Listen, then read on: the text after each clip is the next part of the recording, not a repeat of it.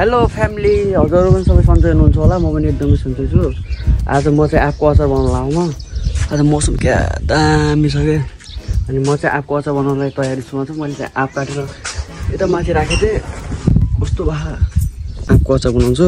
हजुरहरूले चाहिँ भिडियो चाहिँ हेर्दै गर्नु होला। मैले चाहिँ आँपको अचार बनाउनलाई चाहिँ पुरा सामानहरू चाहिँ रेडी गरिसकेँ मैले। यता हामीहरूको मसलाहरू छ, यता आँपहरू छ। अहिले ट्याक्कै एउटा डब्बामा भर्नुपर्छ। गाइज मैले चाहिँ अचार बनाइसकेँ। हेर्नुहोस् त क्या दामी अचार भएको छ। मसलाहरू चाहिँ मैले हालिसकेँ यता। अब ट्याक्कै यो डब्बामा प्याक गर्नुपर्ने हुन्छ हामीले अहिले।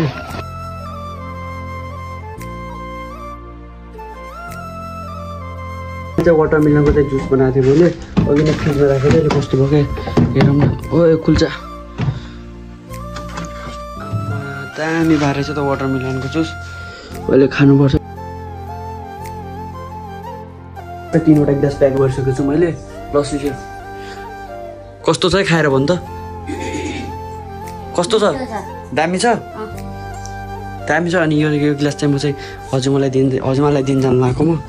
हजुरमा लिनु खान त कस्तो छ भन्नु है अहिले।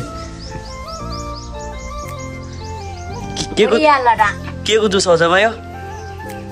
तरबुजको। ल हजुरमालाई चाहिँ दामी लाग्यो अरे। हजुरमा मेरो चाहिँ यो भिडियो हेर्ने मान्छेले के भन्न चाहनुहुन्छ हजुर? लाइक गरिदिनु होला भन्नु त। लाइक गरिदिनु बाबु। हजुरमाले चाहिँ लाइक गरिदिनु भन्नुभएको छ। सबैजना चाहिँ लाइक गरिदिनु होला। अनि म नि अब ट्याक्क तरबुज खान्छु भने कस्तो छ। तरबुजको जुस त मेरो नातिले बनाउँछ, लाइक गरिदिनु है। ए हजुरमाले के भन्नु?